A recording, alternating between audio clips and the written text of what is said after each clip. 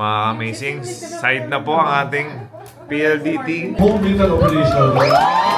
Sa mga bata na matulungan namin. Kaya tayo nandito, kaya tayo pumasok dahil mahal natin yung sports. So, PLDT, first point already, 1. napibig mo ito process. Sigaw po ng Kingston. Siya po mismo ang pupunta sa bahay.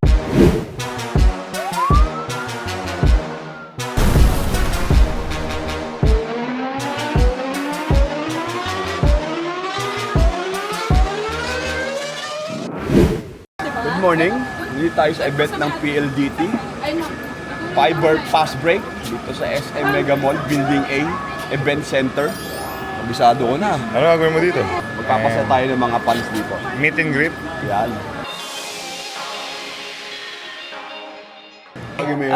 Amazing tito and amazing tita. Amazing kita! PLDT team, Hi! Also amazing. thank you for having PBA Moto Club, Team Amazing. So mga amazing, side na po ang ating PLDT NBA cards. May side na tayo ng NBA cards. Kita ko, pare-parehas yung perma niyan, ha? Tingnan ako mga souvenir nyo. Tigis, ha? Okay. Thank you PLDT for having PBA Moto Club. Tingnan ako isa nito, brother. Ha? Kulang pa to. 1, 2, 3.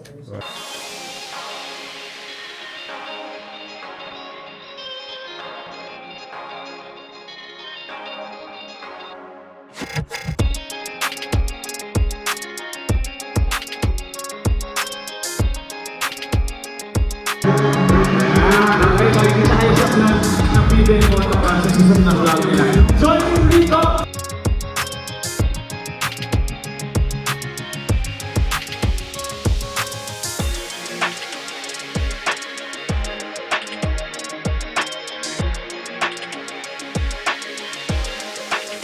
Ma-share namin yung talent namin sa inyo. So, abangan niyo po kayo mamaya. Marami na mga highlights ngayon eh. Tira ka na malayo, di ba? So, importante pa rin balik kayo sa basics. Ang payo lang namin, focus lang kayo. Enjoy nyo lang yung basketball dahil kaya tayo nandito, kaya tayo pumasok dahil mahal natin yung sports. So, God bless sa inyo and hopefully, ma-achieve nyo yung dream nyo as a basketball player. Galingan nyo, ha? Makikinig tayo, ha? Always listen to your coaches, okay? Oy! Nice. Go, slap it, slap, slap. This will strengthen your hands.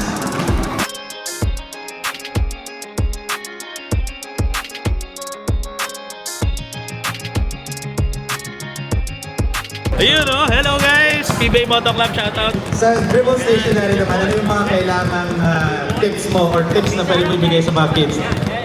Or on repetition lang. Kailangan sa yung kamay natin. Okay, let's go. Team PLDT, first point already, 1. Okay, hands up, next.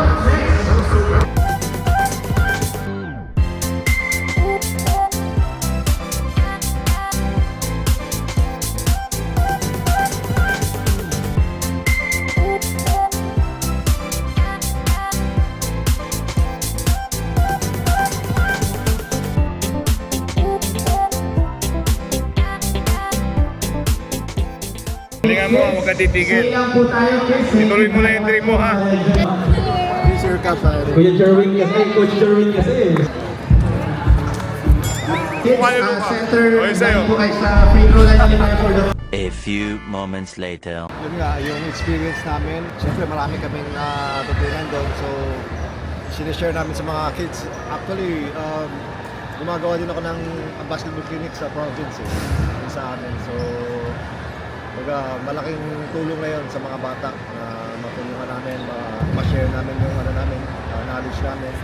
Ryan, can you discuss lang kamusta yung passion na nakita mo sa mga bata sa pagtuturo mo ng basketball? Swerte ng mga kids ngayon na compare before kasi katulad yan, nandito si PLDT, Fast Break, nagbibigay sila ng mga free basketball clinics for the kids. Hindi rin naman sa mga ibang basketball clinics, no, marami na tayong option na pwede natin matutunan yung basic basketball. Mga ex-PBA player, even the coaches, they can give inputs para sa mga bata na talagang gusto at pinapangarap maging basketball player. So very lucky din yung mga bata ngayon sa panahon natin.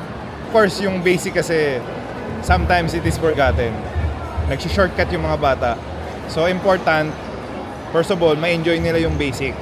And then afterwards, makukuha mo yung talagang, yun yung foundation. Kumbaga sa isang building, ipin-start mo ng mahina yung foundation niya. Pag dumating yung mga sakuna or earthquake, like yung mga competition na, mababa yung foundation. So maganda, complete, matibay. Kaya kami sa PBA Moto Club and sa mga kasama namin sobrang thankful kami dito kay PLDT Home Fiber Fast Break sa opportunity na maturuan namin yung mga kids. Dahil sometimes, yung mga nakikilala mo mga kids, biglang malalaman mo na lang, nasa PBA na sila, nasa NBA or whatever league. Japan, dami na ngayon mga competition na mga pwede puntahan ng mga bata. UAP, NCAA. So, nakaka-proud na nagkaroon kami ng moment na bigyan namin ng chance na share yung knowledge namin sa mga bata pagdating nila sa highest level ng basketball. Sa mga kabataan, siyempre, sila yung mga next PBA dito sa atin eh. So continue lang nila yung everyday practice, yung mga basics, yan, kasi mga fundamentals nga sabi nila. Kasi yun yung yun yung talagang yung madadala nila hanggang paglaki nila. Kasi kahit kami, PBA kami, yun pa rin eh. Dumadaan pa rin kami sa mga basic skills, basic fundamentals. Yung paulit-ulit mong gagawin yun eh, hanggang marating ka sa profession mo na marating. Kahit sa anong trabaho, di ba? Ganun talaga eh. Dapat love mo yung ginagawa mo. And always praise kay God. Dapat yung discipline mo nandun. Di ba? So, sa mga kabataan na gusto maglaro ng basketball, yan, pagpatuloy nyo lang yung pangarap nyo kasi wala namang mawawala, di ba? Kung hindi ko matupad, at least na-try nyo, di ba? Walang mababago. So, More collaborations ba na makikita namin in the future with PBA Moto Club and PLDT? Dami yung activities, di ba? Can you kung share with us kung ano pang... Yeah, most likely sa PBA Moto Club na built namin as a club, it is one of our priority na ma-share yung knowledge namin as ex-professional basketball. Sila Poy and Graylan, naglalaro pa sila actively. But they are welcome to join us. Lahat ng mga ex-pro pwede mag-join sa amin sa future dahil this is first time sa buong mundo na mga ex-professional basketball player travel the world. Pinupuntahan namin yung mga kids ng mga anak ng mga kababayan natin abroad.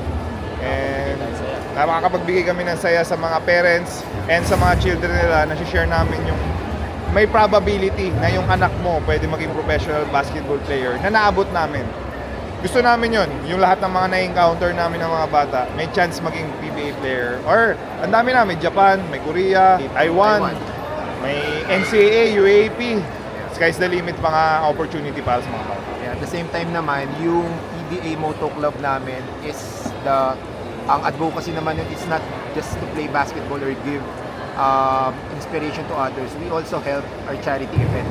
Like for example, last night, Charity Works namin, nagpunta yung Orphanage sa Camarines Sur. Dreamers Orphanage sa Camarines Sur, nagbigay kami ng something for them to help them to build yung binubuo nilang orphanage doon. So hindi lang basta yung PBA Moto Club, it's not just a basketball. It's parang More for than us, basketball. for us to help others din. Kung sino yung mga nangangailangan. Digital world, importante po na mabilis po yung internet natin. No?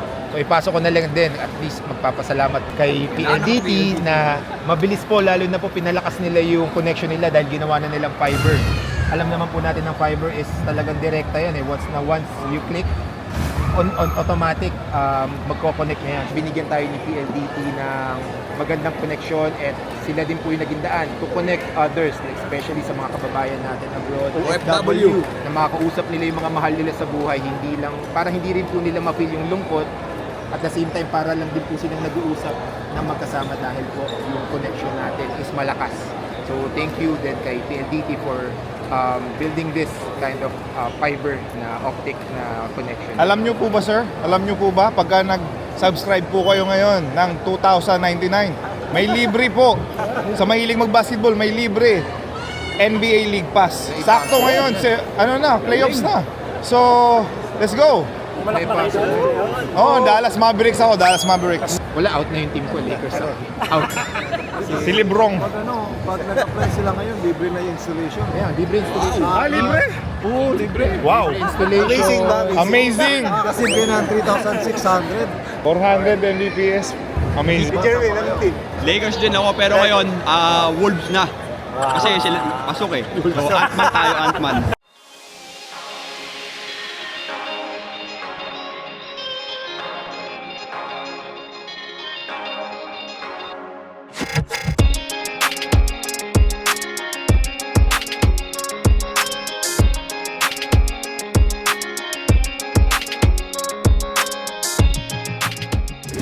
Pare Sweat, official PBA Moto Club. Third question. Kung may kilala kayo or whatever. Kahit saan ako pupunta, nakikita ko Pocari Sweat. I love Bukhari Sweat. Dahil dyan, nauhaw ako. Siyempre, inom muna ako ng Pocari Sweat. Refreshing. Harap. Pocari Sweat.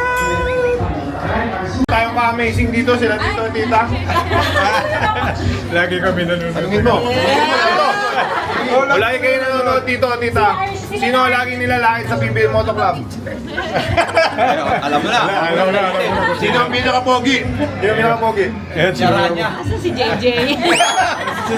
Ilang si Mr. Lamberto po. Laging tulog. Tulog pa po, hindi nakapunta, nakatulog.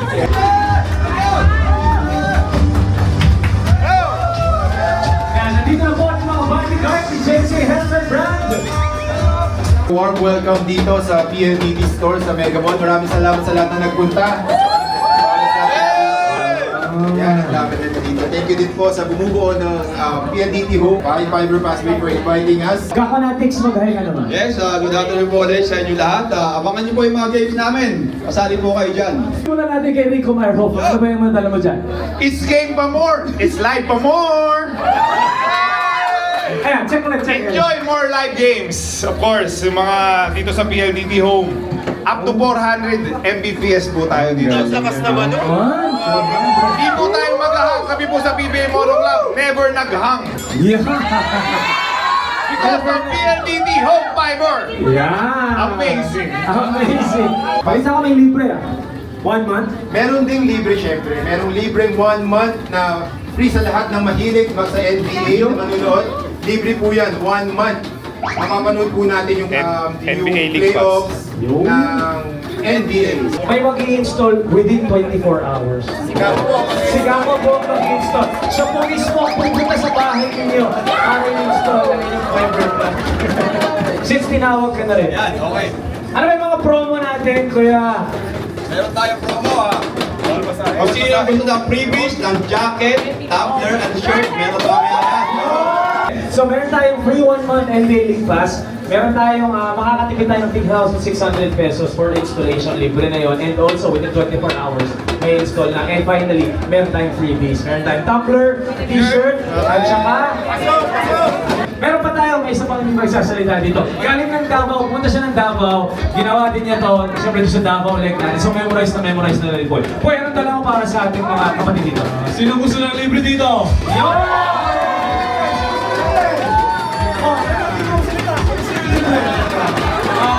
Kung gusto nyo libre, take lang kayo ng mga pictures sa mga exciting event dito. Take kayo ng pictures sa Floppy Duck, and then siyempre may mga exciting promos din kami. And then huwag nyo kalimutan, share to sa PLDT Home Fiber on Facebook.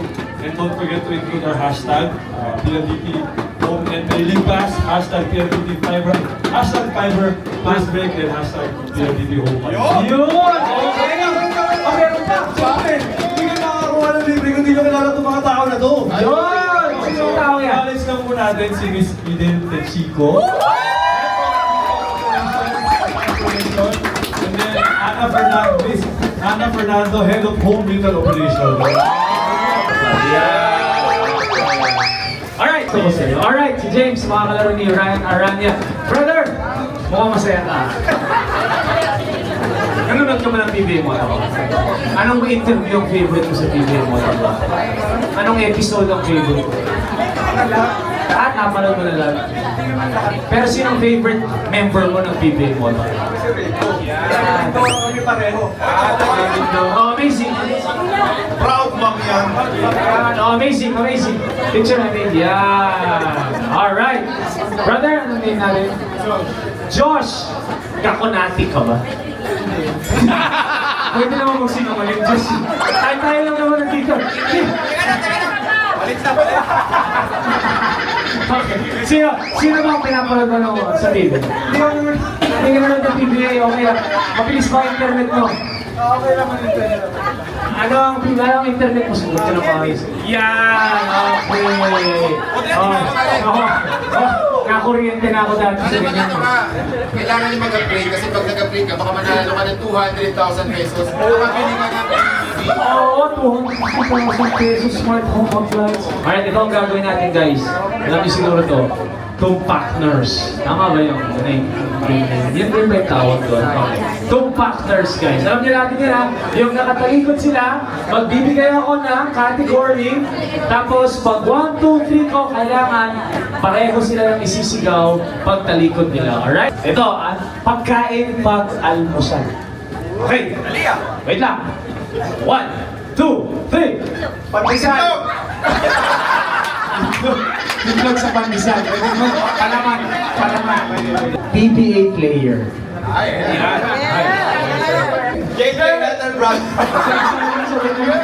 Sige, first to two lang. For the win. Teammate dati ni Rico Mayerhoff. Dami. Siyempre yung mga sikat. 1, 2, 3. JJ Henderbrand!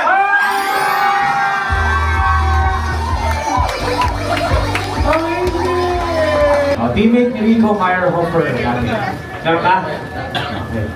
Meron ka na kuya? Basta pinakasikat. Madali. Okay. Ready, James? Ryan, okay. 1, 2, 3.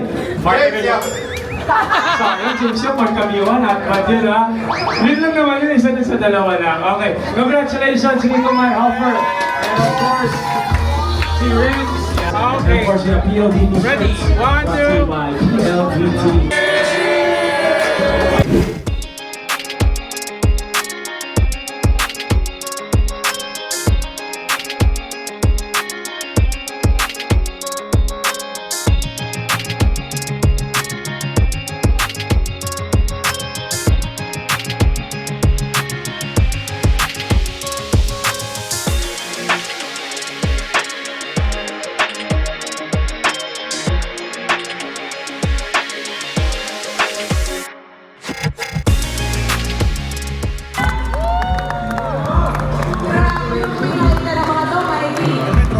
Thank you so much, PLDT.